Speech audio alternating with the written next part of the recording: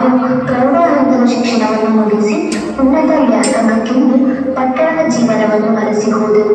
ಈಗ ಪದವಿ ಹಂತದ ಶಿಕ್ಷಣವನ್ನು ಮುಗಿಸಿ ಮದುವೆಯಾಗಿ ತಮ್ಮದೇ ಆದ ಜೀವನವನ್ನು ನಡೆಸುತ್ತಿದ್ದಾರೆ. ಗೀತಾಳು ಉನ್ನತ ಶಿಕ್ಷಣವನ್ನು ಪಡೆದು ಸರ್ಕಾರಿ ಉನ್ನತ ಹುದ್ದೆಯಲ್ಲಿ ಇದ್ದಾರೆ. ಸೀತಾಳು ಪ್ರೀತಿ, ಪ್ರೇಮ ಎಂಬ ಚಕ್ರವನ್ನು ಸಿಲುಕಿ ಕಷ್ಟದ ಜೀವನವನ್ನು ನಡೆಸುತ್ತಿದ್ದಾರೆ. ಕೆಲವು ವರ್ಷಗಳ ನಂತರ ಇಬ್ಬರು ಪರಸ್ಪರ ಭೇಟಿಯಾಗಿ ಮಾತನಾಡುತ್ತಾರೆ. ಮುಂದಿನ ಸಂಭಾಷಣೆಯನ್ನು ಈ ಸಾಂದರ್ಭಿಕ ದೃಶ್ಯ ಹೊಂದಿದೆ.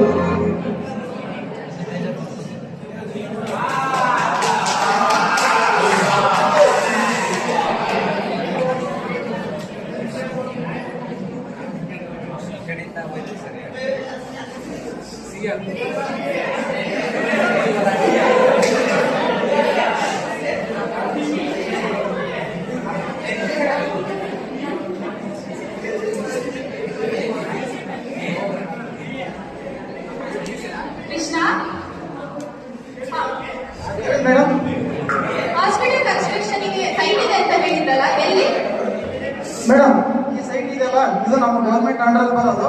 ಇಲ್ಲಿ ಹಾಸ್ಪಿಟಲ್ ಕಟ್ಟಿದ್ರೆ ಬಡ ಜನರಿಗೆ ಹೆಲ್ಪ್ ಆಗುತ್ತೆ. ಯಾಕಂದ್ರೆ ಸಿಟಿ ಹೋಗೋಕ್ಕೆ ತುಂಬಾ ಕಷ್ಟ ಆಗುತ್ತೆ. ಎಮರ್ಜೆನ್ಸಿ ಏನಾದರೂ ಹಾಸ್ಪಿಟಲ್ಗೆ ಹೋಗ್ಬೇಕಾದ್ರೆ ಒಂದು ಹಾಸ್ಪಿಟಲ್ ಇಲ್ಲ ಈ ಹಳ್ಳಿಯಲ್ಲಿ. ಹಾಗಾಗಿ ಈ ಸೈಟ್ ಚೆನ್ನಾಗಿದೆ. ಇಲ್ಲಿ ಕಟ್ಟಿದ್ರೆ ಪ್ರಾಥಮಿಕ ಎಲ್ಲರಿಗೆ ಹೆಲ್ಪ್ ಆಗುತ್ತೆ. ಇದೇ ಸೂಕ್ತವಾದ ಜಾಗ ಮೇಡಮ್. ಇದು ತುಂಬಾ ಚಿಕ್ಕದಾಗಿದೆ. ಬೇರೆ ಸೈಟ್ ಯಾವ್ದಾಗಿದ್ರೆ ನೋಡ್ತೀನಿ ಮೇಡಮ್. ಬೈ. ಅಯ್ಯೋ, ಮತ್ತೆ ಇಷ್ಟೊಂದು ಬಿಸಿಲಿದೆ. ಈ ಬಿಸಿಲಿಗೆ ಇನ್ನೊಂದು ಮೇಲೆ ಕರ್ಕೊಂಡು ಬಂದು ನಾನು ಇದಕ್ಕೂ ನಾವು ಕೊಡ್ತಾ ಇದ್ದೀನಿ ನಮಗೆ. ಏನಾಗಲ್ಲ ಮೇಡಮ್, ಅದೇ ನೋಡಿ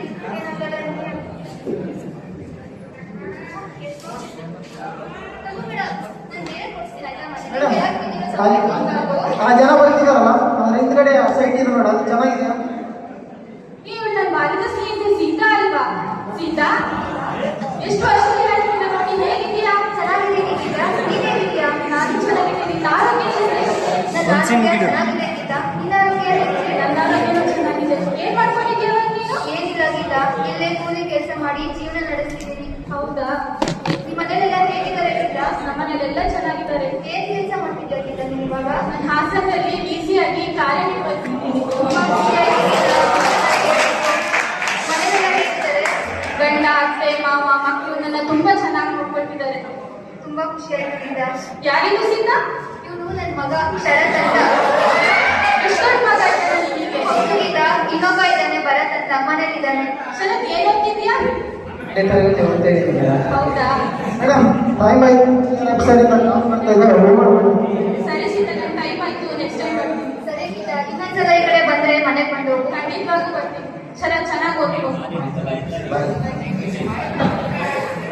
ಅಯ್ಯೋ, ಏನ್ ಮಾಡು, ನಾನು ಅವಾಗ ಚೆನ್ನಾಗಿ ಓದಿದ್ದೆ, ಒಳ್ಳೆ ಕೆಲಸದಲ್ಲಿದ್ದೆ. ಈಗ ಚೆನ್ನಾಗಿ ಬೇಜಾರಾಗ್ತಿದೆ. ಅವಳು ನನ್ನ ಬಾಲ್ಯದ ಗೆಳತಿ ಗೀತಾ ಅಂತ. ಅವಳು ಇವಾಗ ಹಾಸನಲ್ಲಿ ಡಿಸಿ ಆಗಿ ಕಾರ್ಯನಿರ್ವಹಿಸಿದ್ದಾಳೆ ಮಗನೇ. ಡಿಸಿ ಅಂದ್ರೆ ಡಿಸ್ಟ್ರಿಕ್ಟ್ ಕಲೆಕ್ಟರ್ ಅಂತ. ಇಡೀ ಜಿಲ್ಲೆನೇ ಅವ್ರ ಕೈಯಲ್ಲಿರುತ್ತೆ ಮಗನೇ. ಹಂಗಾದ್ರೆ ನಾನು ಚೆನ್ನಾಗಿ ಓದಿ ಒಳ್ಳೆ ನಾನು ಡಿಸಿ ಆಗ್ತೀನಮ್ಮ, ಆ ಬಂಡಿದಲ್ಲಿ ಆಗ್ತೀನಮ್ಮ. ಆ ಮಗನೇ, ಆಗ್ಬೋದು. ಯಾರಿಂದನೂ ಯಾವ್ದು ಸಾಧ್ಯ ಅಲ್ಲ ಅಂತ ಇಲ್ಲ. ನೀನು ಕಷ್ಟಪಟ್ಟು ಓದಿದ್ರೆ ನಿನ್ ಕೈಯಿಂದನೂ ಎಲ್ಲ ಸಾಧ್ಯ. ಆಯ್ತಾ? ಬಾ, ಮನೆಗೆ ಹೋಗಿ ಓದ್ಕೊಡುವಂತೆ. ನನ್ನ ಹಣೆ ಬರಹ ಏನು ಮಾಡಕ್ಕಾಗಲ್ಲ. ಆವಾಗಿನ ಕಾಲದಲ್ಲಿ ನಾನು ಚೆನ್ನಾಗಿ ಓದಿದ್ರೆ ಅವಳಿಗಿಂತ ಒಳ್ಳೆ ಕೆಲಸ ಇರ್ತಿದ್ದೆ.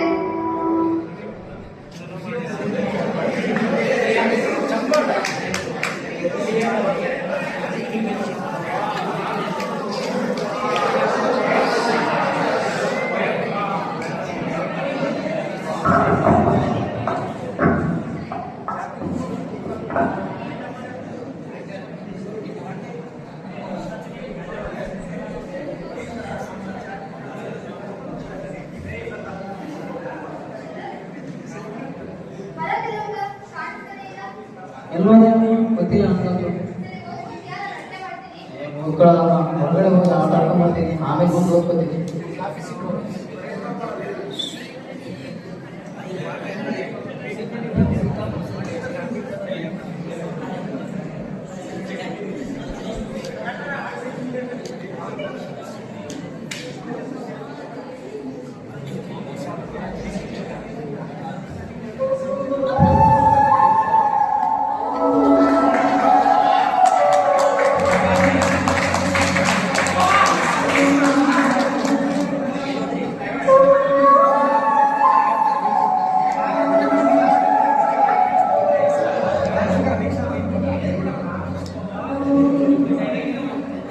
ಸೀತಾ ಸೀತಾ ಒಂದ್ ಗ್ಲಾಸ್ ನೀರು ಕೊಡು.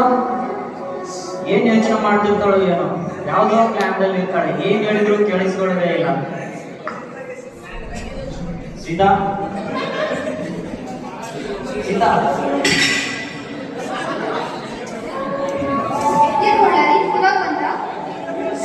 ಏನ್ ಯೋಚನೆ ಮಾಡ್ತಿದ್ಯಾ? ಮುಖ ಎಲ್ಲ ಸಪ್ಪೆ ಆಗಿದೆ. ಏನಿಲ್ಲ ರೀ, ಇವತ್ತು ಮಾರ್ಕೆಟಿಂದ ನಾನು ಶರತ್ ಬರ್ತಾ ಇದ್ದೆ. ರೋಡಲ್ಲಿ ನನ್ನ ಬಾಲ್ಯ ಗೆಳತಿ ಗೀತಾ ಅಂತ ಸಿಕ್ಕಿದ್ದು. ಅವಳಿವಾಗ ಹಾಸನಲ್ಲಿ IAS ಅಧಿಕಾರಿಯಾಗಿದ್ದಾಳಂತೆ. ಒಳ್ಳೆ ಮನೆ, ಗಂಡ, ಮಕ್ಳಿಗೆ ಒಳ್ಳೆ ಶಿಕ್ಷಣ ಕೊಡಿಸ್ತಿದ್ದಾಳೆ. ಇದೆಲ್ಲ ನೋಡಿ ನಂಗೆ ಬೇಜಾರಾಯ್ತು ರೀ.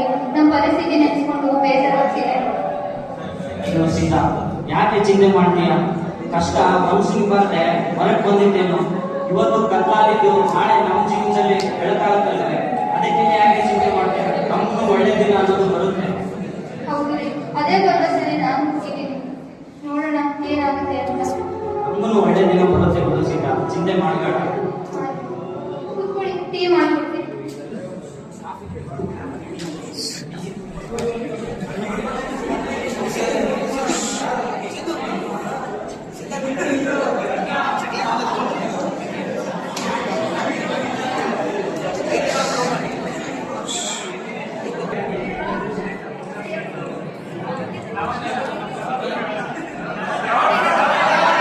ನೆಕ್ಸ್ಟ್ ದೃಶ್ಯ ನೋಡಿ. ಈಗ ಆಗಲ್ಲ, ನೆಕ್ಸ್ಟ್ ದೃಶ್ಯ ನೋಡಿ. ಈಗ ಆಗಲ್ಲ ಕೂಡ.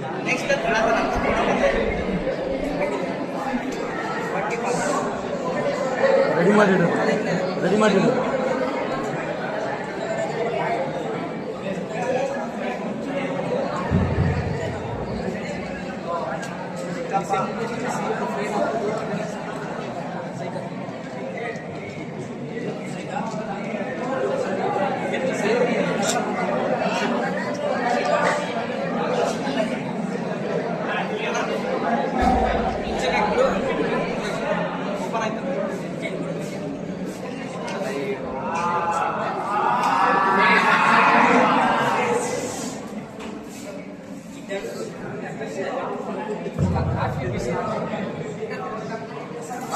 ಅದ್ಗೆ ಏನ್ ಮಾಡ್ತಿದ್ದೀರಾ?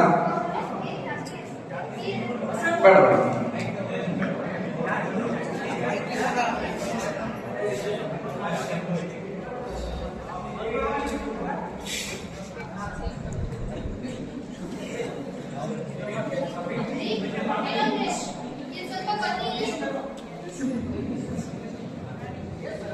ಬಂದೇ ಇರು.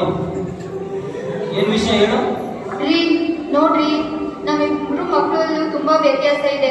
ಅವ್ರ ವಿದ್ಯಾಭ್ಯಾಸದ ಬಗ್ಗೆ ನಾವು ಇವಾಗಾದ್ರೂ ಯೋಚನೆ ಮಾಡ್ಬೇಕು. ಅವರಿಗೆ ಒಳ್ಳೆ ಎಜುಕೇಶನ್ ಕೊಡ್ಸ್ಬೇಕು ಕಣ್ರಿ. ಹೌದು ಕಣೆ, ನಾನು ಅದನ್ನೇ ಯೋಚನೆ ಮಾಡ್ತಿದ್ದೆ. ಇಬ್ರು ಮಕ್ಕಳು ಸರ್ಕಾರಿ ಶಾಲೆಯಲ್ಲಿ ಓದಿದ್ರೆ ಉನ್ನತ ಹುದ್ದೆಗೆ ಇರಲಾದ್ರೂ ಹೇಗೆ ಸಾಧ್ಯ? ಒಬ್ಬ ಮಗನನ್ನಾದ್ರೂ ಒಳ್ಳೆ ಶಾಲೆಯಲ್ಲಿ ಓದಿಸ್ಬೇಕಲ್ವ? ಹೌದು ರೀ, ಅದನ್ನೇ ನಾನು ಯೋಚನೆ ಮಾಡ್ತಾನೆ ಇದ್ದೀನಿ. ಅದಕ್ಕೆ ನಾನೊಂದು ಉಪಾಯ ಇಟ್ಕೊಂಡಿದ್ದೀನಿ. ಏನಿಲ್ಲ, ನಮ್ಮ ಅಮ್ಮಂಗೆ ಫೋನ್ ಮಾಡಿ ನಮ್ಮಿಬ್ರು ಮಕ್ಕಳಲ್ಲಿ ಒಬ್ರನ್ನ ಓದಿಸಿ ಅಂತ ಕೇಳೋಣ ಅಂತ ಅನ್ಕೊಂಡಿದ್ದೀನಿ. ಇದಕ್ಕೆ ನಿಮ್ಮ ಅಭಿಪ್ರಾಯ ಏನು? ಅತ್ತೆ ಮಾವಗೆ ಒಪ್ಪಿಗೆ ಅಂದ್ರೆ ನನಗೂ ಒಪ್ಪಿಗೆ ಸೀತಾ. ಸರಿ ರೀ, ಒಂದ್ಸಲ ಭರತ್ನ ಅವ್ರ ಮನೇಲಿ ಓದಿಸ್ತಾರ ಅಂತ ಕೇಳ್ತೀನಿ ಫೋನ್ ಮಾಡಿ. ಅತ್ತೆ ಮಾವನ ಒಂದ್ ಮಾತು ಕೇಳಿ ನೋಡು. ಹಾ ರೀ. ಅಯ್ಯೋ ಅದ್ಗೆ ಏನು ಬರತ್ತಾ ಅಮ್ಮನ ಮನೆ ಕಳ್ಸ್ತೀರಾ? ಬೇಡ ಬೇಡ, ಇಲ್ಲೇ ಇದ್ದು ಓದಿ.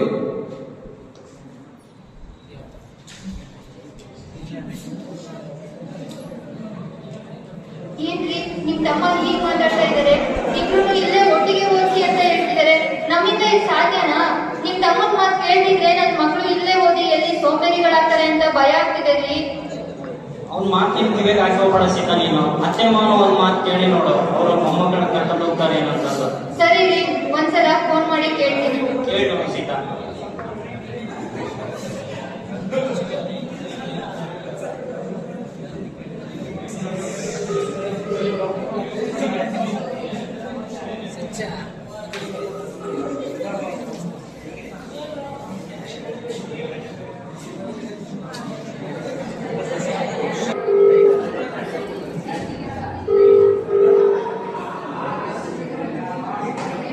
ಹಲೋ.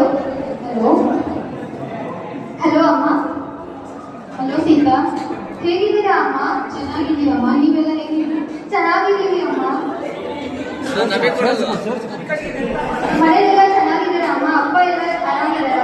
ನಾವೆಲ್ಲರೂ ಚೆನ್ನಾಗಿದ್ದೀವಮ್ಮ. ಏನಿಲ್ಲ ಅಮ್ಮ, ನಾಳೆ ಊರಿಗೆ ಬರ್ತೀರಾ? ಏನಿಲ್ಲ ಅಮ್ಮ, ನಮ್ಮೂರಲ್ಲಿ ನಾಳೆ ಹಬ್ಬ ಇದೆ, ಅದಕ್ಕೆ ನೀವು ಅಪ್ಪಾಜಿ ಬಂದು ಹೋಗ್ತೀರಾ ಅಮ್ಮ? ಸರಿ ಆಯ್ತು ಅಮ್ಮ.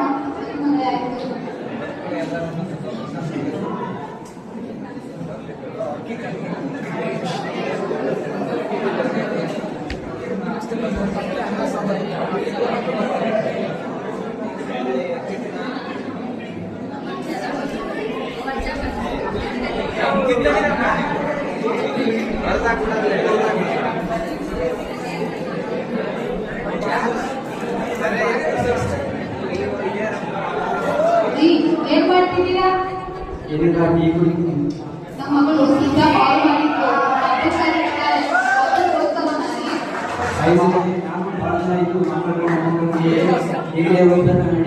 ಸರಿ, ನೀನ್ ಹೋಗಿ ಬರೋಣ.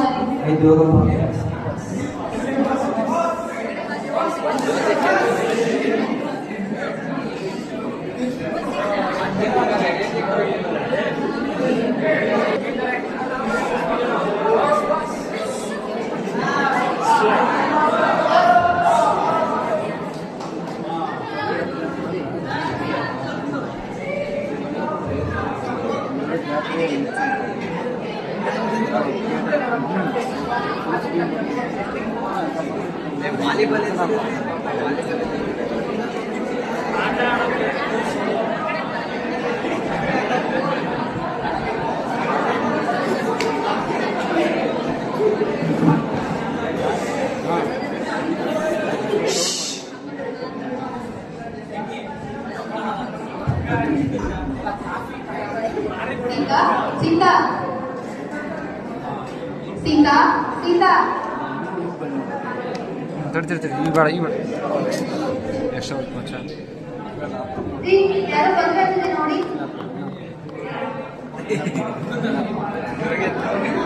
ನಾನು ಕೆಲಸ ಮಾಡ್ತೀನಿ ಸೀತಾ, ಕಾಣಿಸ್ತಿಲ್ವಾ? ನೀನೇ ನೋಡು ಯಾರು ಬಂದಿದ್ದಾರೆ ಅಂತ. ಅವ್ರು ಎಲ್ಲೋಗ್ಯಾರ ಗೊತ್ತಿಲ್ಲ, ನೀನೇ ನೋಡಲ್ಲ.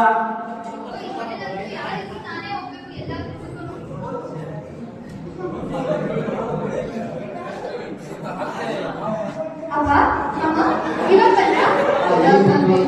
ಚೆನ್ನಾಗಿದೆಯಾ? ಹಾ ಅಮ್ಮ ಚೆನ್ನಾಗಿದ್ದೀನಿ. ಇವಾಗ ಬಂದ್ರ? ಅಯ್ಯೋ, ನಾನು ನಿನ್ನೆ ಮಾತಾಡ್ತಿದ್ದೀನಿ. ಬನ್ನಿ ಅಪ್ಪ ಒಳಗೆ. ರೀ ಯಾರು ಬಂದಿದ್ದಾರೆ ನೋಡಿ? ಯಾರು ಬಂದಿದ್ದಾರೆ? ಓ ಅತ್ತೆ ಮಾವ, ಚೆನ್ನಾಗಿದ್ದೀರಾ? ನಾವು ಚೆನ್ನಾಗಿದ್ದೀವಿ ಮಾವ, ಆಶೀರ್ವಾದ ಮಾಡಿ ಮಾವ. ಶರದು ಬರದು ಯಾರು ಬಂದಿದ್ದಾರೆ? ನೀವು ಅಜ್ಜಿನೆಲ್ಲ ಬಂದಿದ್ದಾರೆ, ಬನ್ನಿ ಮಾತಾಡಿ.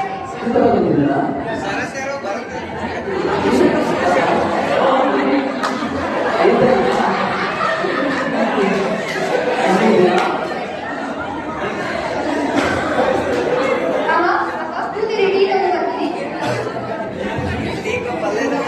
ಶರದು ಆಮೇಲೆ ಸುಮ್ಮನೆ ಬನ್ನಿ, ಯಾವಾಗ ಇದೆ ನಿಮಗೆ? ಇವಾಗ ಟೀ ಮಾಡ್ಕೊಡ್ತೀನಿ, ಅಜ್ಜಿ ಅದೇ ಕೊಡು.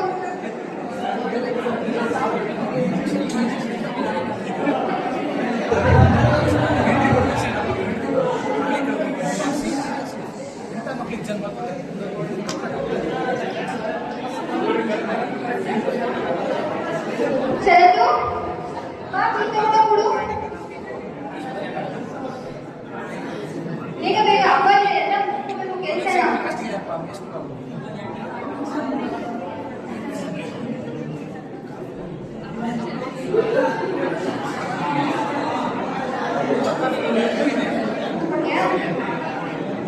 ಬೇಗ ಬೇಗ ದೀಪವನ್ನು ರೆಡಿ ಮಾಡಿ ಇಟ್ಕೊಳ್ಳಿ ಆಯ್ತಾ?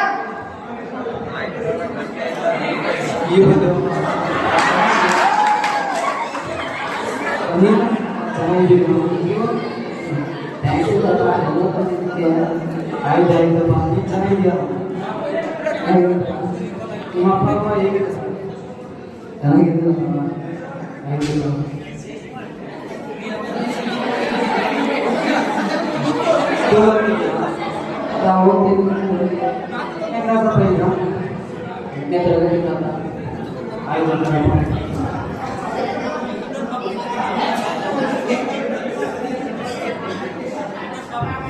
ಅಮ್ಮ ಎಲ್ಲ ಮಾಡ್ತದ ಅಮ್ಮ ಹೇಳಿದ್ರೆ ಏನ್ ಮಾಡ್ತಿದ್ರ? ಮಾವ ತೋರಣ ಕಟ್ಟಿದೀವಿ ಮಾವ, ಹಬ್ಬ ಬೇರೆ ಬಂತಲ್ಲ. ಏನಾದ್ರೂ ಸಹಾಯ ಬೇಕಿತ್ತ? ಮಾವ ಪರವಾಗಿಲ್ಲ, ನಾನೇ ಮಾಡ್ಕೊಂಡಿದ್ದೀನಿ. ಆಯ್ತು. ಸೀತಾ ಏನ್ ಮಾಡ್ತಿದೀಯಾ? ಏನಿಲ್ಲ ಅಮ್ಮ, ಒಬ್ಬಟ್ಟು ಮಾಡ್ತಾ ಇದ್ದೀನಿ. ಏನಾದ್ರು ಸಹಾಯ ಮಾಡ್ಬೇಕಾ? ಬೇಡ ಅಮ್ಮ, ನಾನು ಮಾಡ್ತೀನಿ, ಕೂತ್ಕೊಳ್ಳಿ. ಇಲ್ಲಿ ಅವ ನಾನು ಮಾಡ್ತೀನಿ. ಆಯ್ತಮ್ಮ. ಶರತ್ತು, ದೀಪಗಳೆಲ್ಲ ತಗೊಂಡು ಹಚ್ಚು. ಆ ಕಡೆ ಚಿಕ್ಕಮ್ಮನ ಕದ್ದು ಕುಸುಮನ ಕರ್ಕೊಂಡು ಬಾ.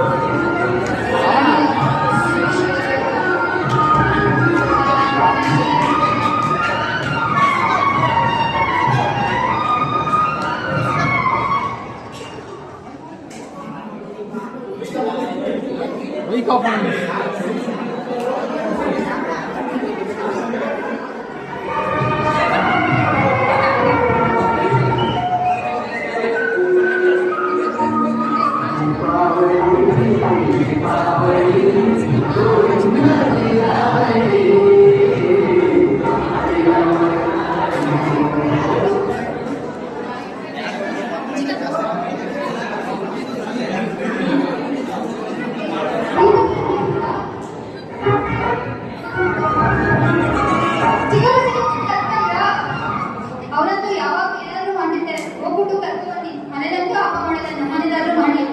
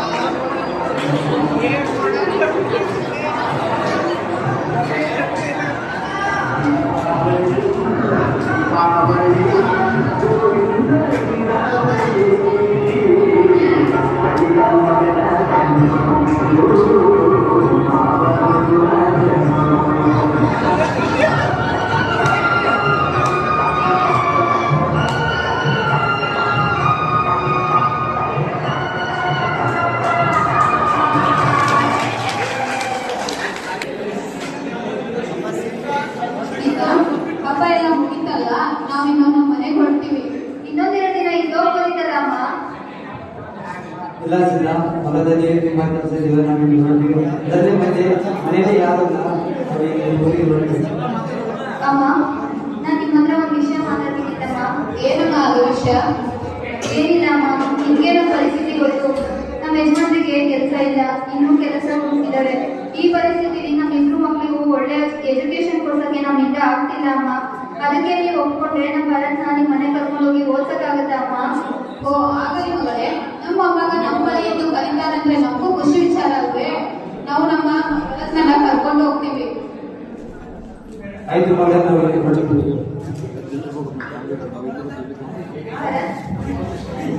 ನೋಡು ಮಮ್ಮಿ, ನಾವಿರೋ ಪರಿಸ್ಥಿತಿ ನಿನ್ಗೂ ಗೊತ್ತು. ನಿನ್ನೂ ಶರತ್ತು ಇಬ್ರು ಇಲ್ಲೇ ಇಟ್ಕೊಂಡು ನಮ್ಮ ಕಡೆ ಓದ್ಸಕ್ಕಾಗಲ್ಲ. ನಾವಿರೋ ಪರಿಸ್ಥಿತಿಗೆ ಇಬ್ರಿಗೂ ಒಳ್ಳೆ ಎಜುಕೇಶನ್ ಕೊಡ್ಸಕ್ಕಾಗ್ತಿಲ್ಲ ನಮ್ಮಿಂದ. ನೀನು ಅಜ್ಜ ಅಜ್ಜಿ ಜೊತೆ ಹೋದ್ರೆ ನೀನು ಚೆನ್ನಾಗಿರ್ತೀಯ ಮಗನೆ. ಇಲ್ಲೇ ಚೆನ್ನಾಗಿ ಓದ್ತಿದ್ದು ನಮ್ಮ ಇಲ್ಲೇ ಇದ್ದು ಹಠ ಮಾಡಬಾರ್ದು. ಅಜ್ಜ ಅಜ್ಜಿ ಜೊತೆ ಹೋಗಿ ಚೆನ್ನಾಗಿ ಓದ್ಕೊ, ಸರಿನಾ? ಹೋಗಲ್ಲಪ್ಪ, ಇದೇ ಇರ್ತೀನಪ್ಪ. ಹಠ ಮಾಡಬಾರ್ದು, ಹೇಳೋದು ಹೋಗ್ತೀನಿ. ನಮ್ಮ ಮುಖಕ್ಕೆ ಯಾವಾಗ ಬರ್ತೀನಿ. ನಾನು ನಿಮ್ಮ ಅಮ್ಮ ಬರ್ತೀವಿ ಕಣ, ಮಾಡಿಕೊಂಡೆ. ಸರಿಯಾಗಿದೆ, ಹೋಗ್ತೀನಿ. ಹೋಗ್ಬರ್ತೀನಮ್ಮ. ಹಾಂ ಮಮ್ಮಿ.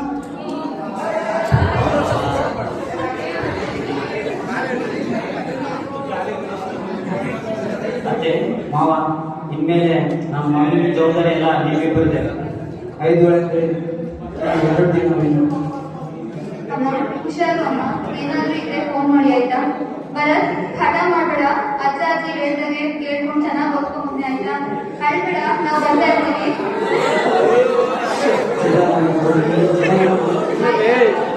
ಆಯ್ತು ಅಮ್ಮ.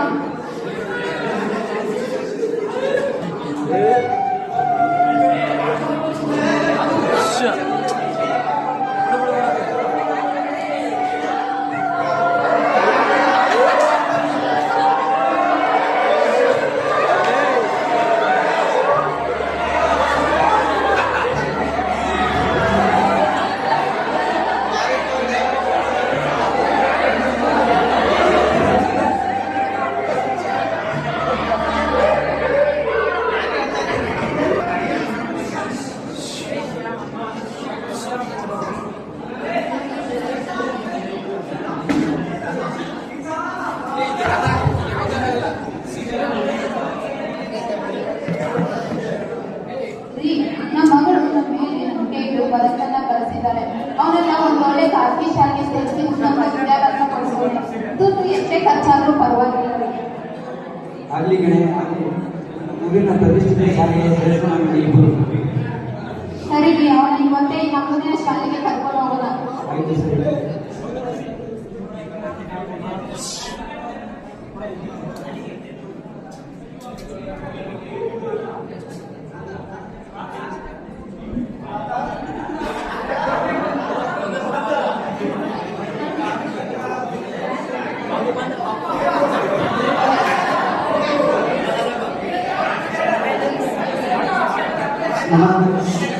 ನಮಸ್ಕಾರ.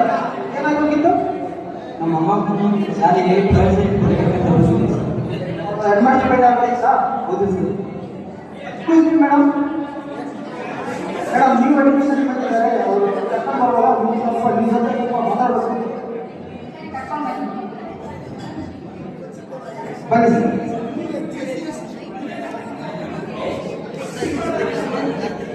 ನಮಸ್ಕಾರ.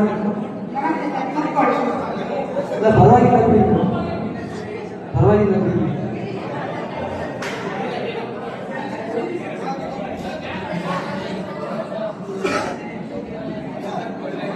ಮೇಡಮ್, ನಮ್ಮ ಅಮ್ಮವರು ಇದು ಶಾಲೆಗೆ ಪ್ರವೇಶಕ್ಕೆ ಪಡೆಯಬೇಕಂತ ಬಂದಿದ್ದೀವಿ. ಹೌದಾ? ಏನು ತಾನೇ ಹೆಸರು?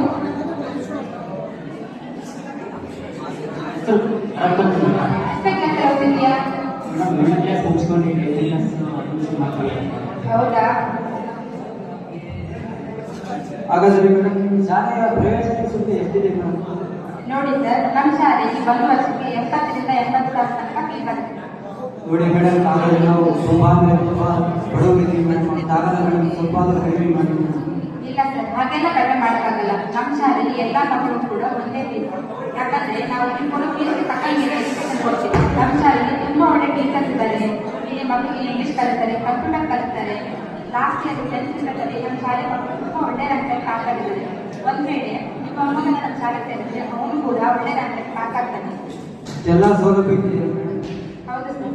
ಆಯ್ತು ಮೇಡಮ್, ಹಾಗಾದರೆ ಮೂಲ ದಾಖಲಾತಿಗಳು ಏನೇನು ಬೇಕು? ನಮ್ಮ ಕ್ಲರ್ಕ್ ಹತ್ರ ಕೇಳಿ ಮುಂದೆ ಮಾಡ್ಬೇಕಂತ ಅವ್ರು ಹೇಳ್ತಾರೆ. ಆಯ್ತು ಮೇಡಮ್, ನಾವಿನ್ನು ಹೊರಡ್ತೀವಿ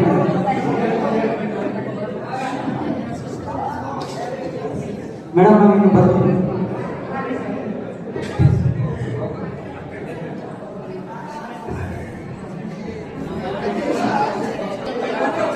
Sure.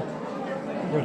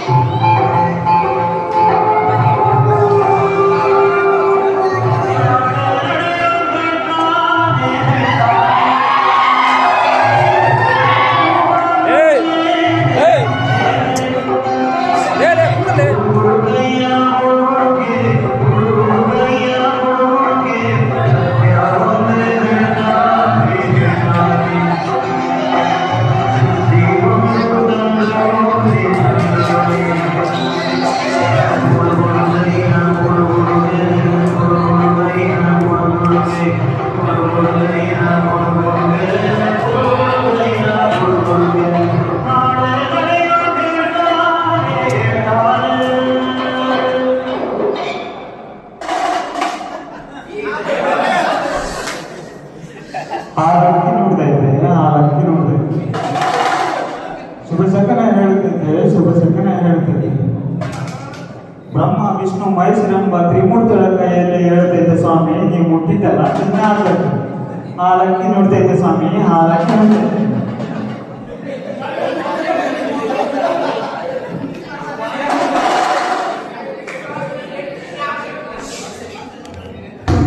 ಬನ್ನಿ ಸ್ವಾಮಿ ಬನ್ನಿ. ಏನು ಹೀಗೆ ಹೇಳ್ತಿದ್ದೀರಲ್ಲ? ನಾನೇ ನೀಡಿ ಸ್ವಾಮಿ. ಸ್ವಲ್ಪ ನಿಲ್ಲಿ ಸ್ವಾಮಿ, ಕೊಡಿ ಸ್ವಾಮಿ.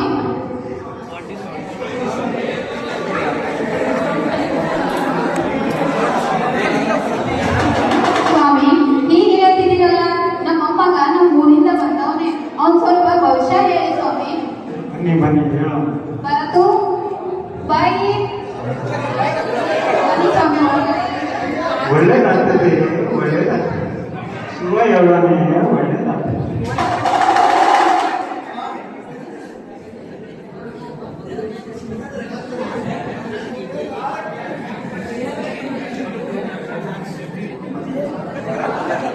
ನೋಡು ಇಲ್ಲಿ ಕೈ ಕೊಡು.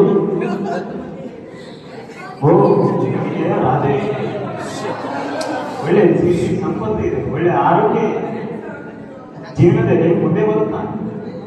ನಿಮ್ಮ ಕುಟುಂಬ ಇವನಿಂದ ಸಿರಿ ಸಂಪತ್ತಿನಿಂದ ಕೂಡಿರುತ್ತದೆ. ಒಳ್ಳೆದಾಗಿದೆ ಮಗು, ಆಯುಷ್ಮಾನ್ ಭವ.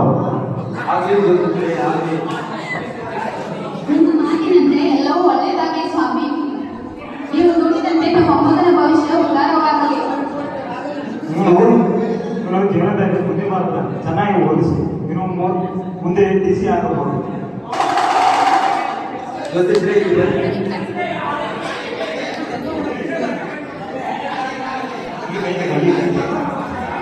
ನಮ್ಮಿಂದ ಚಿಕ್ಕ ಕಾಣಿಕೆ ತಗೊಳ್ಳಿ ಜ್ಯೋತಿಶ್ರೀ.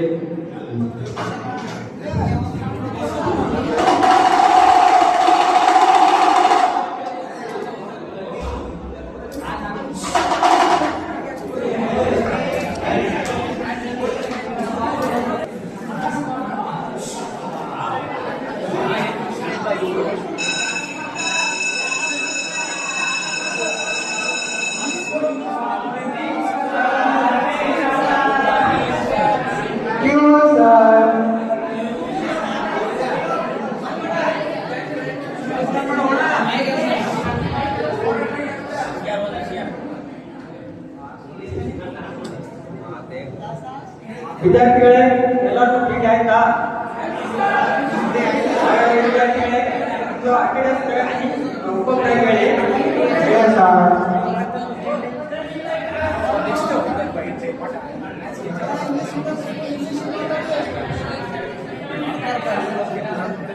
ಭರತ,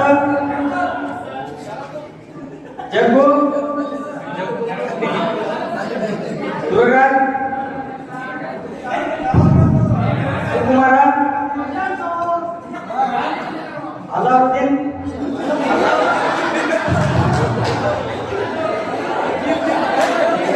ವಿದ್ಯಾರ್ಥಿಗಳೇ ಆಕಾಶದಲ್ಲಿ ಕೆಲವೊಂದಿಷ್ಟು ಅಂಕಿಗಳ ಹಾರುತ್ತವೆ, ನೋಡಿದ್ದೀರಾ? ಯಾವುದಾದ್ರು 4 ಅಂಕಿಗಳ ಹೆಸರು ಹೇಳಿ.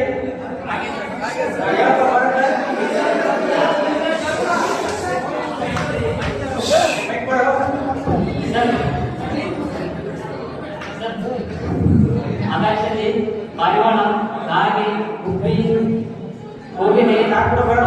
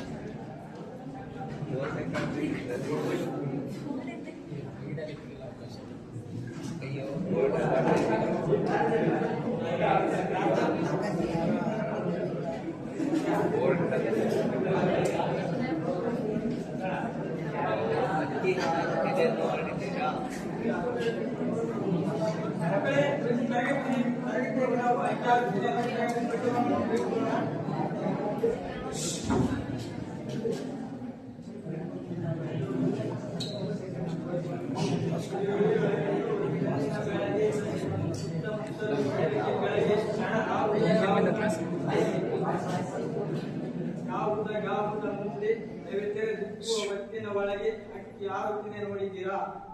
ಗೆರಿಗೆರಿ ಬಣ್ಣದ ಪುಚ್ಚಗಳುಂಟು, ಬಿಳಿವಳೆ ಬಣ್ಣದ ಗೆರಿಗೆರಿ ಉಂಟು, ಎಣ್ಣೆನೆ ಒಂದನೆ ಬಣ್ಣ ಬಣ್ಣದ ರೆಕ್ಕೆಗಳೆರಡು ಪಕ್ಕದಲ್ಲುಂಟು, ಅಕ್ಕಿ ಆಗುತ್ತಿದೆ ನೋಡಿದ್ದಾರೆ. ಅಲ್ಲ ಇಲ್ಲಿ ದಯವೇಂದ್ರವರು ಏನಂತಪ್ಪ ಅಂದ್ರ ಎಲ್ಲರ ಸ್ಥಿರತೆ ಜೀವನಕ್ಕೆ ಗುಣ, ನಿಸರ್ಗದ ಹೊಂದಾಣಿಕೆಯಂತೆ ಕಾಲ ಉಳಿಸುತ್ತದೆ. ಅದಕ್ಕೆ ತಡೆ ಎಂಬುದಿಲ್ಲ. ಎಂತ ಪ್ರಭಾವಶಾಲಿ ಆದರೂ ನಿಸರ್ಗದತ್ತವಾಗಿ ಕಾಲಚಕ್ರದಲ್ಲಿ ನೆಲೆ ಮಾಡಲೇಬೇಕು, ಅದಕ್ಕೆ ಹೊಂದಿಕೊಳ್ಳಬೇಕು. ಇಲ್ಲಿ ದಯವೇಂದ್ರವರು ಏನ್ ಹೇಳ್ತಾರಪ್ಪ ಅಂದ್ರ ಅಕ್ಕಿ ಆಗುತ್ತಿದೆ ನೋಡಿದ್ರೆ ಎಂಬ ಪದ್ಯವನ್ನು ಕಾಲದ ಒಂದು ಗತಿಗೆ ಹೋಲಿಸ್ತಾರೆ ಅಂತ ಕೇಳಬಹುದು. ಇವತ್ತು ಸಾಕು ನಮ್ಗೆ. ಹಾಗಾದ್ರೆ ಎಲ್ಲರಿಗೂ ಅರ್ಥ ಆಯ್ತಾ?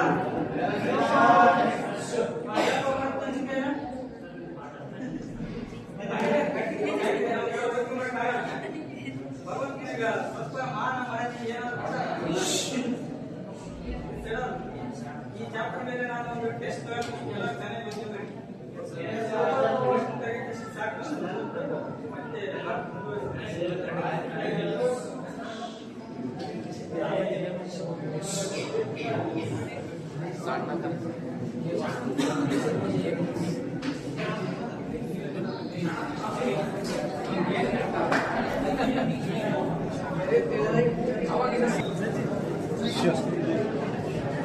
ಬೇರೆ ಟೀಚರ್ ಬರ್ತಾರೆ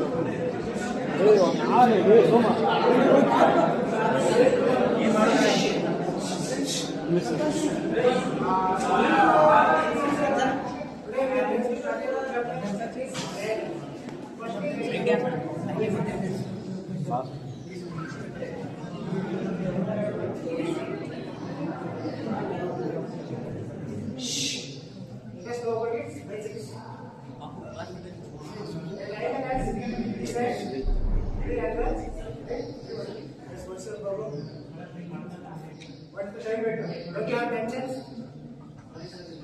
Okay, get in. Don't repeat it next time.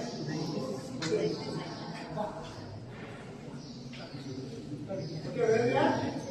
We are studying about basics of triangle. The triangle has three sides, three angles, and three vertices. The vertices is a point where two sides of the triangle will they look real. Shut up. What's the vertex? Look at this side of the class. Next, let us go to the properties of triangle. Yes, what? What's your name? What? Then why don't you go and tell your government school? Why are you here? Next, let us go over the properties. The internal angles of this triangle, and if sum of any two sides of the triangle is greater than that side. The last property is if angle lateral is greater than that side, and then angle that is triangles.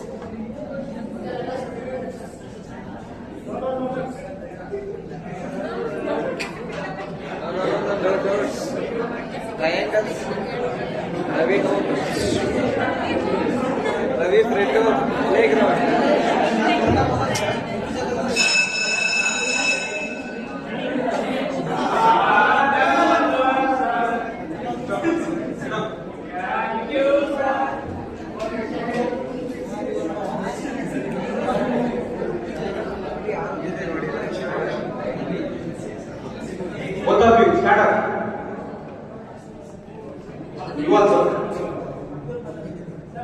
Hey, why are you speaking in Kannada in my classroom?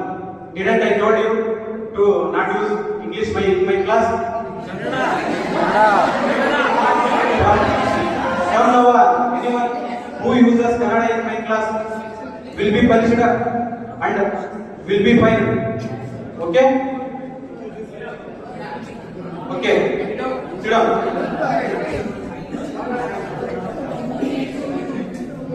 In the previous class, we discussed about a poem named Beauty. In today's class, we are going to discuss about second unit, Kaya Kavya Kailasa. Okay?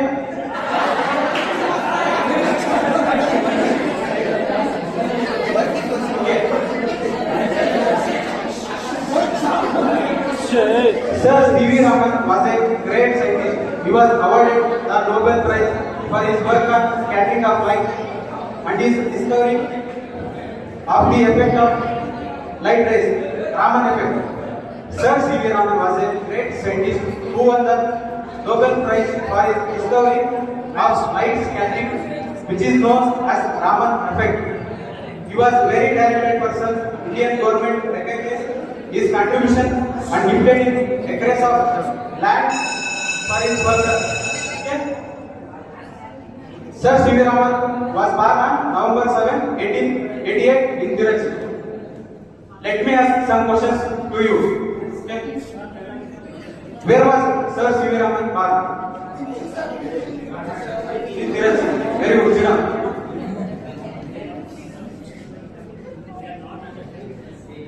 Don't ask any unnecessary questions. Sit down. In today's class, we learned about the early life of Sir C.V. Raman. In next class, we will discuss his further life. Okay?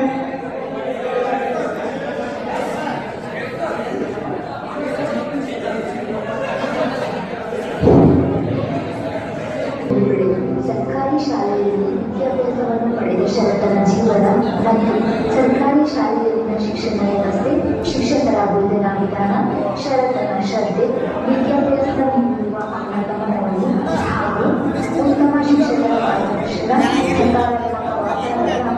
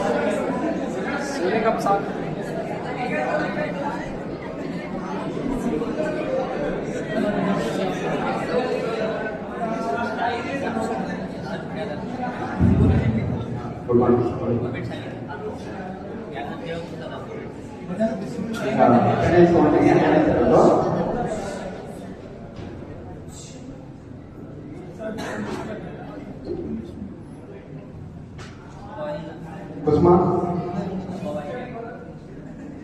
ಜಡ್ಕೆ ಗಂಟೆ, ಹನುಮ, ಶರತ್,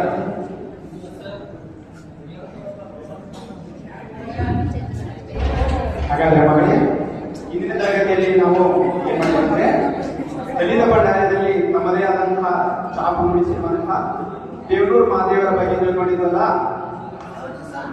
ಅದೇ ರೀತಿ ಅವರ ವಿರಚಿತ ಗದ್ಯವಾದಂತಹ ಎದೆಗೆ ಬಿದ್ದ ಎಂಬ ಅಕ್ಷರವನ್ನು ಎಂಬ ಗದ್ಯವನ್ನು ಇಂದಿನ ತರಗತಿಯಲ್ಲಿ ನೋಡೋಣ.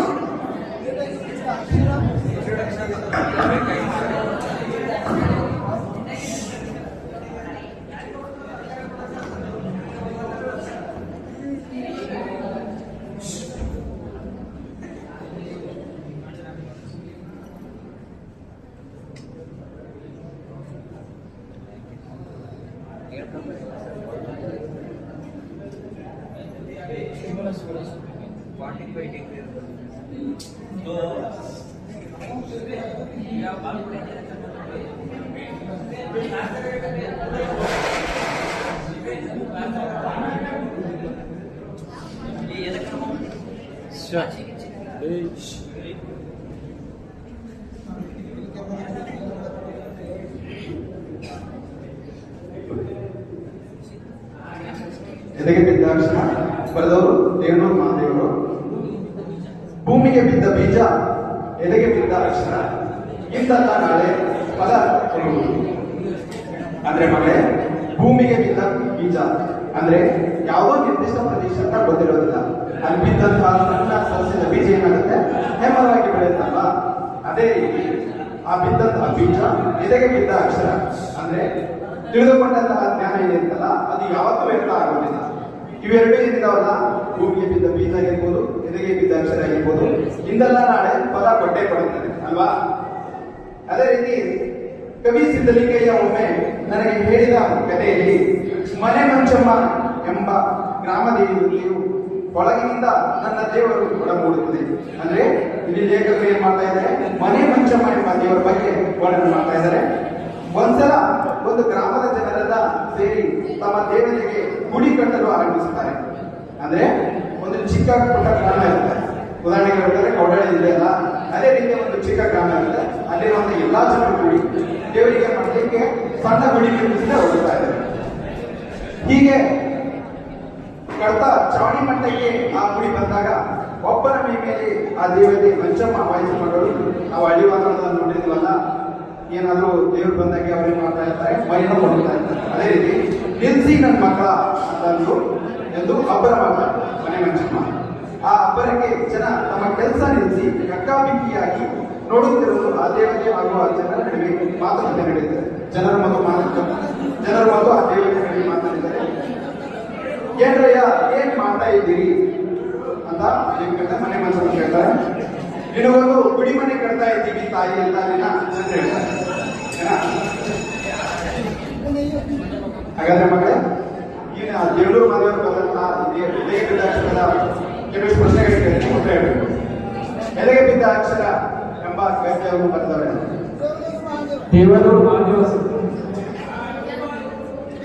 ಅದೇ ರೀತಿ ಯಾವ ದೇವಿಗೆ ಗುಡಿಯನ್ನು ನಿರ್ಮಿಸಲು ಹೊರಟಿದ್ದಾರೆ?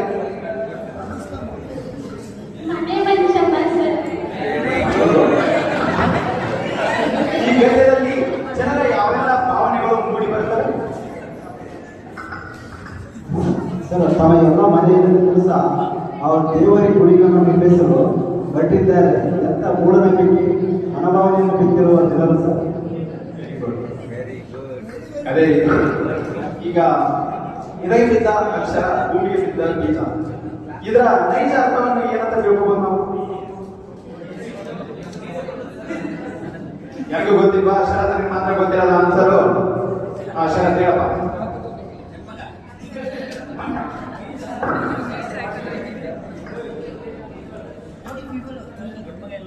ಎದೆಗೆ ಬಿದ್ದ ಅಕ್ಷರ, ಭೂಮಿಗೆ ಬಿದ್ದ ಬೀಜ. ಇದರ ಒಳಗೆ ಏನಂತ ನಿರಂತರವಾಗಿ ಅಧ್ಯಯನದಿಂದ ಪಡೆದಂತ ಜ್ಞಾನ ಯಾವತ್ತೂ ಅರ್ಥವಾಗುವುದಿಲ್ಲ. ಅದೇ ರೀತಿಯಾಗಿ ಎಲ್ಲ ಒಂದು ನಿರ್ದಿಷ್ಟ ಸ್ಥಳದಲ್ಲಿ ಇದ್ದಂತಹ ಒಂದು ಬೀಜ ದೊಡ್ಡ ಮರವಾಗಿ ಒಂದು ದಿನ ಫಲ ಕೊಟ್ಟೇ ಕೊಡುತ್ತೆ. ಅದೇ ರೀತಿಯಾಗಿ ವ್ಯಕ್ತಿಯು ಕೂಡ ತನ್ನ ಆತ್ಮವಿಶ್ವಾಸದಿಂದ ಮಾಡಿದಂತಹ ಯಾವುದೇ ಕಾರ್ಯಕ್ಕೂ ಒಂದಲ್ಲ ಒಂದು ನಾನು ಯಶಸ್ಸು ಸಿಕ್ಕೇ ಸಿಗುತ್ತೆ ಸರ್. ವೆರಿ ಗುಡ್ ಶರತ್.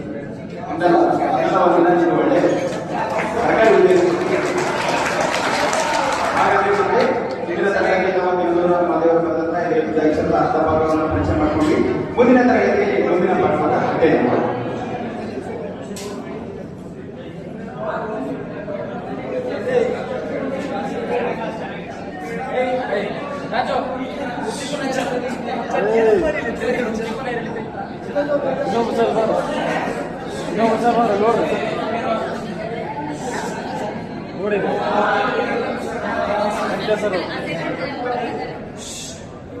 Very good morning.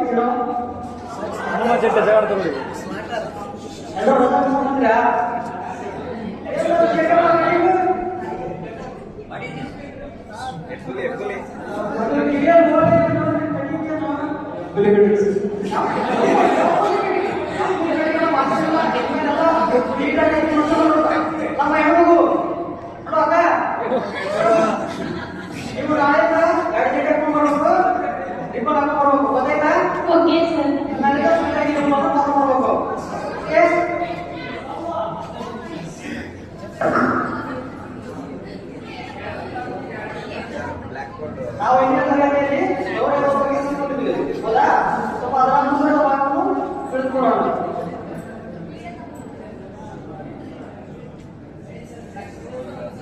ಸೌರವ್ಯೂಹದಲ್ಲಿ ಮುಖ್ಯವಾಗಿ ಸೂರ್ಯನ ಕೇಂದ್ರಬಿಂದುವಾಗಿರುತ್ತದೆ. ಅದರ ಸುತ್ತ 8 ಗ್ರಹಗಳು ಒಂದು ವೃತ್ತಾಕಾರದಲ್ಲಿ ಅಥವಾ ಅಂಡಾಕಾರದಲ್ಲಿ ಸುತ್ತುತ್ತವೆ. ಗೊತ್ತಾಯ್ತಾ?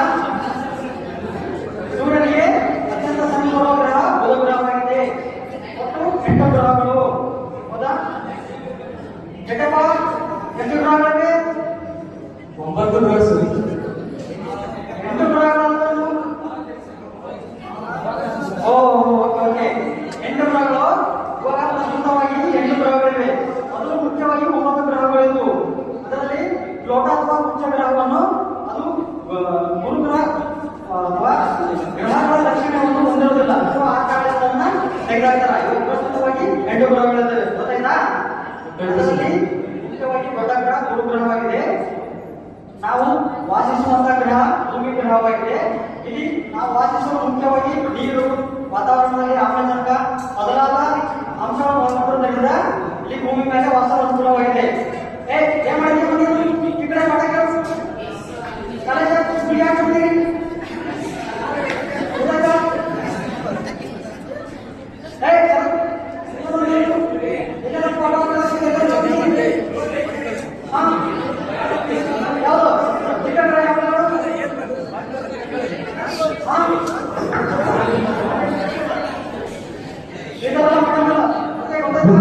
ಬುಧಗ್ರಹ ಬುಧಗ್ರಹ ಸರಿಯಾಗಿ ಪಾಠಗಳು ಗೊತ್ತಾಯ್ತಾ? ಇವತ್ತು ನಾವು ಸೌರವ್ಯೂಹದ ಗ್ರಹಗಳ ಬಗ್ಗೆ ತಿಳಿದುಕೊಂಡಿವೆ. ಗೊತ್ತಾಯ್ತಾ? ಮುಂದಿನ ತರಗತಿಯಲ್ಲಿ ನಾವು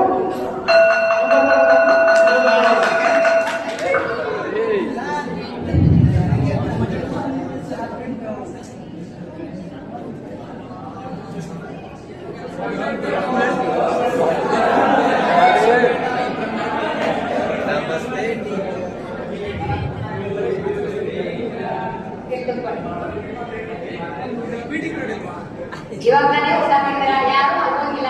ಇವಾಗ ಹೇಳಿ ಜಗಪ್ಪ ನೀನು ನಿದ್ದೆ ಜಾಸ್ತಿ. ಇವತ್ತು ಈ ಶಾಂಪುಂದೆಲ್ಲ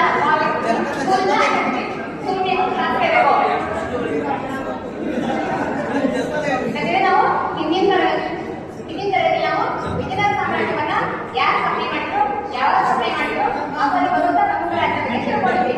ಇವತ್ತಿನ ತರಗತಿ ನಾವು ಭಾರತದ ಮಹಾನ್ ರಾಜ್ಯಗಳಾದಂತಹ ವಿಜಯನಗರ ಸಾಮ್ರಾಜ್ಯದ ಶ್ರೇಷ್ಠ ದೊರೆಯಾದಂತಹ ಶ್ರೀಕೃಷ್ಣ ದೇವರಾಯರಿಗೆ ತಿಳ್ಕೊಳ್ಳೋಣ.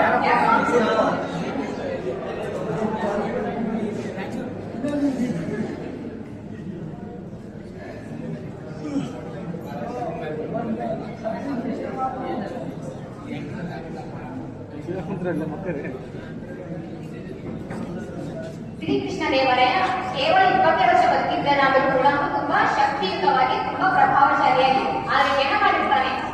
ಅವನು ಕೇವಲ ರಾಜ ಮಾತ್ರ ಇರ್ತಿಲ್ಲ, ಅವನೊಬ್ಬ ವೀರ ಯೋಧ ಆಗಿರ್ತಾನೆ, ಒಬ್ಬ ಕವಿ ಕೂಡ ಆಗಿರ್ತಾನೆ. ಅಷ್ಟೇ ನಾವು ಜನಪದ ಆಡಳಿತಗಾರ ಕೂಡ ಆಗಿರ್ತಾನೆ. ಇನ್ನು ಈ ಕೃಷ್ಣ ದೇವರಾಯ ಕಾಲಾವಧಿಯ ನಾವು ಸುವರ್ಣ ಯುಗ ಅಂತ ಹೇಳಿ ಕರಿತೀವಿ.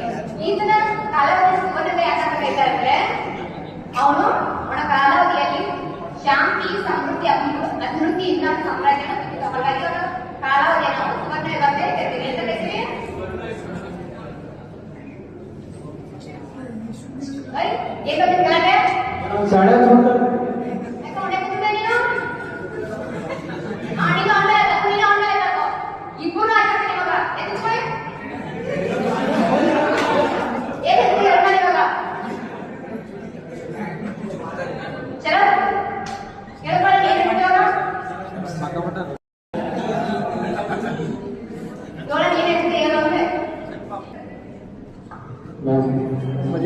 ನಮ್ಮಪ್ಪ ನಮ್ಮಮ್ಮ ತುಂಬಾ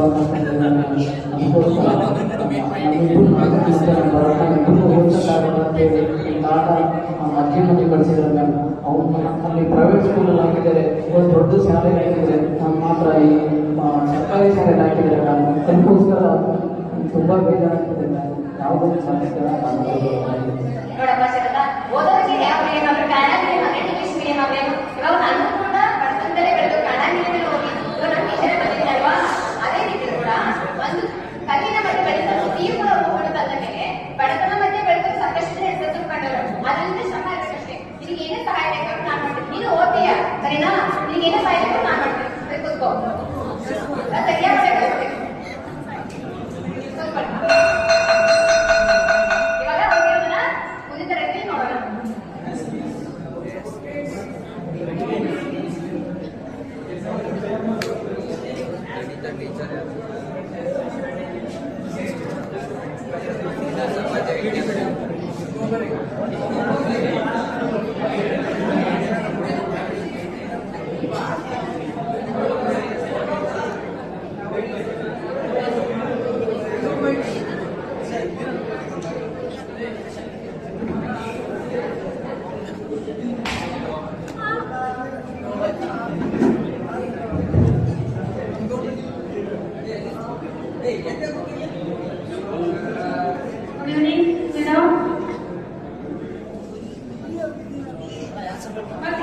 ಕಳೆದ ತರಗತಿಯಲ್ಲಿ ಅಂಕಗಣಿತದ ಬಗ್ಗೆ ತಿಳ್ಕೊಂಡಿದ್ದೀವಿ ಅಲ್ವಾ? ಈ ದಿನ ನಾವು ಹೊಸ ವಿಷಯದ ಬಗ್ಗೆ ಕಲ್ತ್ಕೊಳ್ಳೋಣ. ಇವಾಗ ನಾನು ಕೆಲವೊಂದು ವಸ್ತುಗಳನ್ನ ನಿಮಗೆಲ್ಲ ತೋರಿಸ್ತೀನಿ. ಅದನ್ನ ಏನು ಅಂತ ಹೇಳ್ತೀರಾ? ಇದೇನಿದು? ಇದೇನಿದು? ಇದು ಇದೆಲ್ಲ ಯಾವ ಆಕಾರದಲ್ಲಿದೆ? ವೃತ್ತಾಕಾರದಲ್ಲಿದೆಯಾ? ಹಾಗಾದ್ರೆ ವೃತ್ತ ಅಂದ್ರೆ ಏನು? ಒಂದು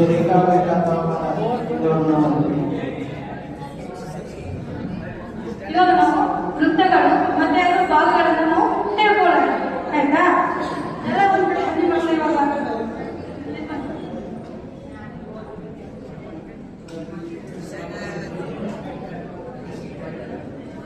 ಈ ಕಡೆ ಎಲ್ಲ ನಿಂತ್ಕೊಳ್ಳಿ.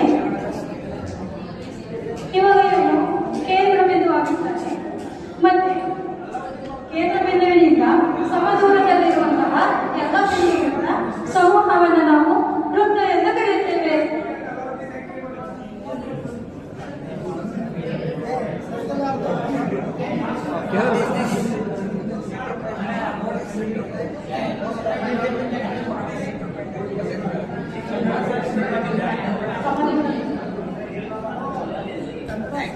ಇವಾಗ ಇವನು ಕೇಂದ್ರ ಬಿಂದುವಾಗಿದ್ರೆ ಕೇಂದ್ರ ಬಿಂದುವಿನಿಂದ ಸಮದೂರದಲ್ಲಿರುವ ಎಲ್ಲಾ ಬಿಂದುಗಳ ಸಮೂಹವನ್ನು ನಾವು ವೃತ್ತ ಎಂದು ಕರೆಯುತ್ತೇವೆ. ಈಗ ವೃತ್ತದ ಒಳಭಾಗದ ಉದ್ದವನ್ನು ನಾವು ವೃತ್ತ ಪರಿಧಿ ಅಂತ ಕರೆಯುತ್ತೇವೆ.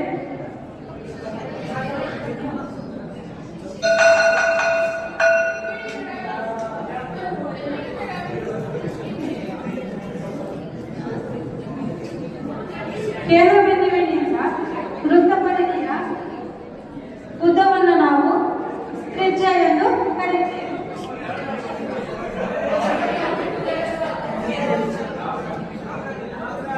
ತ್ರಿಜ್ಯದ ಎರಡರಷ್ಟು ತ್ರಿಜ್ಯದ ವ್ಯಾಸವಿರುತ್ತದೆ.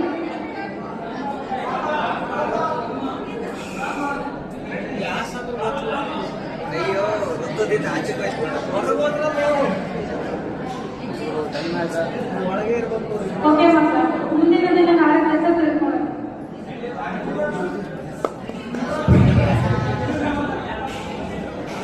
ಸೈನ್ಸ್ ಕ್ಲಾಸ್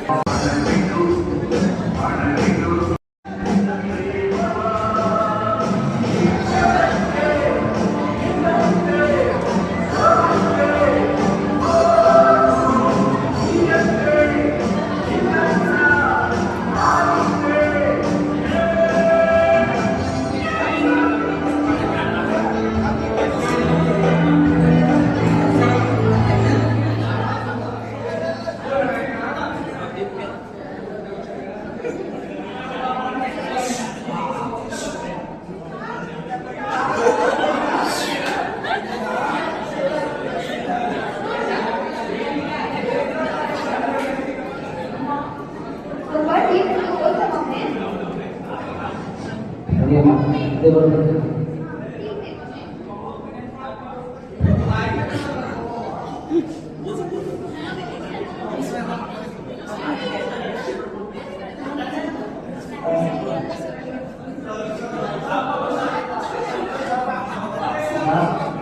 ಏನು ಸಹಾಯ ಬೇಕಾದ್ರು ಅಂತ ಕೇಳು.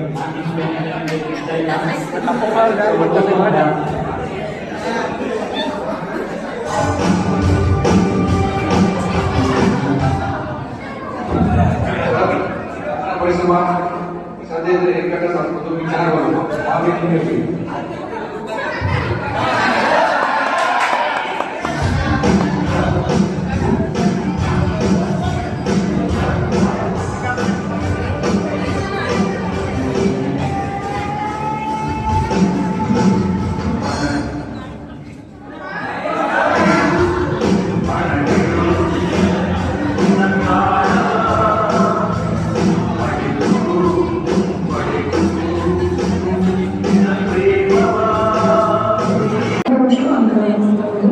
ಉನ್ನತ ಶಿಕ್ಷಣಕ್ಕೆ ಉನ್ನತ ಕಾಲೇಜಿನಲ್ಲಿ ಪ್ರವೇಶಾತಿಯನ್ನು ನೀಡುತ್ತಾರೆ.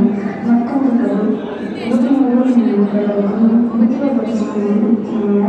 ಓದುವ ಆಸಕ್ತಿಯನ್ನು ಕಳೆದುಕೊಳ್ಳುತ್ತಾರೆ ಎನ್ನುವ ವಿಷಯವನ್ನು ಪದವಿ ಶಿಕ್ಷಣವನ್ನು ನಡೆಸಿ ಸ್ಪರ್ಧಾತ್ಮಕ ಪರೀಕ್ಷೆಯನ್ನು ಎದುರಿಸಿ ಕಠಿಣ ಪರಿಶ್ರಮ ಉತ್ತಮ ಶಿಕ್ಷಕರ ಮಾರ್ಗದರ್ಶನದ ಸಹಾಯದಿಂದ UPSC ಪರೀಕ್ಷೆಯ ಓದುವಲ್ಲಿ IAS ಅಧಿಕಾರಿಯಾಗಿದ್ದಾರೆ.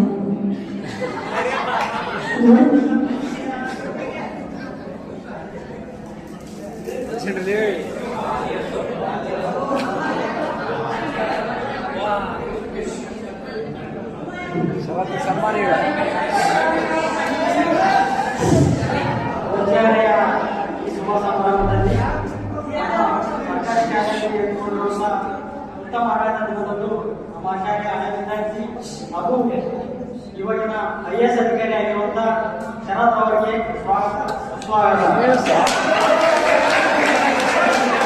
ಹಾಗೂ ವೇದಿಕೆಯಲ್ಲಿ ಮಾತನಾಡಿರುವಂತಹ ಎಲ್ಲ ನಮ್ಮ ವಿದ್ಯಾರ್ಥಿಗಳಿಗೂ ಸ್ವಾಗತ ಸುಸ್ವಾಗತ.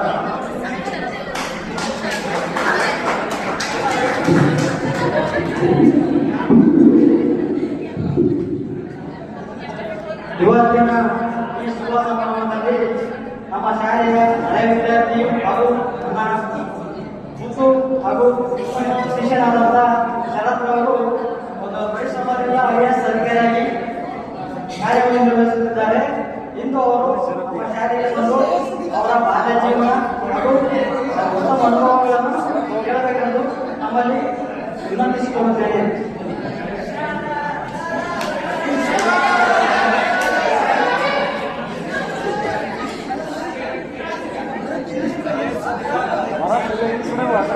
ಎಲ್ಲರಿಗೂ ನಮಸ್ಕಾರ. ಮಾನ್ಯ ಮುಖ್ಯೋಪಾಧ್ಯಾಯರು, ಶಿಕ್ಷಕರು ಹಾಗೂ ನನ್ನ ಮುದ್ದಿನ ಮಕ್ಕಳೇ, ಇಂದು ಈ ವೇದಿಕೆ ಮೇಲೆ ನಿಂತಿರುವುದು ನನಗೆ ಅತ್ಯಂತ ಸಂತೋಷದ ವಿಷಯ. ನಾನು ಈ ವೇದಿಕೆ ಮೇಲೆ ನಿಂತಿರುವುದು ಕೇವಲ ಒಬ್ಬ ಅಧಿಕಾರಿಯಾಗಿ ಅಲ್ಲ, ಈ ಶಾಲೆಯ ಹಳೆಯ ವಿದ್ಯಾರ್ಥಿ ಹಾಗೂ ನನ್ನ ಗುರುಗಳ ನೆಚ್ಚಿನ ಶಿಷ್ಯನಾಗಿ. ಅರಿತುಳಿದರು ಗುರು ಕಾರ್ಯವನ್ನು ಮುಂದೆ ಗುರಿ ಇರಬೇಕು, ಹಿಂದೆ ಗುರು ಇರಬೇಕು ಎಂಬ ಮಾತಿಗೆ ನಿದರ್ಶನವಾಗಿ ಇಂದು ನಾನು ಇಲ್ಲಿ IAS ಆಗಿ ನಿಂತಿದ್ದೇನೆ. ತೀರಾ ಬಡ ಕುಟುಂಬದಲ್ಲಿ ಬೆಳೆದು ನಾನು ಸಾಮಾನ್ಯ ಕನ್ನಡ ಶಾಲೆಯಲ್ಲಿ ಓದಿ ಇಂದು ಅಧಿಕಾರಿಯಾಗಿ ನಿಂತಿರುವುದಕ್ಕೆ ಕಾರಣ ಕಠಿಣ ಪರಿಶ್ರಮ, ಶಿಸ್ತು ಮತ್ತು ಅದಕ್ಕಿಂತ ಮಿಗಿಲಾಗಿ ನನ್ನ ಶಿಕ್ಷಕರಿಂದ. ವಿದ್ಯಾರ್ಥಿಯ ಜೀವನದಲ್ಲಿ ಗುರಿ ಅರ್ಥವಾಗುವುದೇ ಕಷ್ಟ. ಅಂಥದ್ರಲ್ಲಿ ನಮ್ಮ ಶಿಕ್ಷಕರು ನನ್ನ ಸಾಮರ್ಥ್ಯವನ್ನು ಗುರುತಿಸಿ ನಿನಗೆ IAS ಮಾಡುವಂತಹ ಒಂದು ಕೆಪಾಸಿಟಿ ಇದೆ, ನೀನು IAS ಮಾಡು ಅಂತ ಹೇಳಿ ಗುರುತಿಸಿದವರು ನಮ್ಮ ಶಿಕ್ಷಕರು. ಅಂದ್ರೆ ಒಳ್ಳೆಯ ಸಂಪನ್ಮೂಲ ಶಿಕ್ಷಕರು ಒಳ್ಳೆಯ ಸಂಪನ್ಮೂಲ ವ್ಯಕ್ತಿಗಳನ್ನು ಸೃಷ್ಟಿ ಮಾಡಬಹುದು ಎಂಬುದಕ್ಕೆ ಇಂದು ನಿದರ್ಶನವಾಗಿದೆ. Prioritization of education. ಪ್ರತಿ ಅಕ್ಷರಕ್ಕೂ ಬೆಲೆ ಕಟ್ಟುತ್ತೆ, ಅಕ್ಷರ ಕಲಿತವರಿಗಲ್ಲ. ಸಮಾಜದಲ್ಲಿ ಸರ್ಕಾರಿ ಕೆಲಸ ಬೇಕು, ಸರ್ಕಾರಿ ಶಿಕ್ಷಣ ಬೇಡ ಎನ್ನುವ ಒಂದು ಮೈಂಡ್ ಸೆಟ್ ಬದಲಾಗಬೇಕು. ಕ್ಲಾಸ್ ರೂಮ್ ನಲ್ಲಿ ಬೆಂಚ್ ಸರಿ ಇಲ್ಲ ಅಂತ ಯಾವ ವಿದ್ಯಾರ್ಥಿನೂ ಫೇಲ್ ಆಗಿಲ್ಲ. ಸಂವಿಧಾನ ಬರೆದವರು, ಸಿಲೆಬಸ್ ಬರೆದವರು, ವಿಜ್ಞಾನಿಗಳು, ದೊಡ್ಡ ದೊಡ್ಡ ಸಾಹಿತಿಗಳು, ಹೆಮ್ಮೆಯ ಕವಿಗಳು ಕಲಿತದ್ದು ಸರ್ಕಾರಿ ಶಾಲೆಯಲ್ಲಿ. ಸರ್ಕಾರಿ ಶಿಕ್ಷಣ ಇಲ್ಲೇ ಇದ್ರೆ ನೀವು ಇರ್ತಾ ಇರಲಿಲ್ಲ, ನಾನು ಇಲ್ಲಿ ಇರ್ತಾ ಇರಲಿಲ್ಲ. Thank you.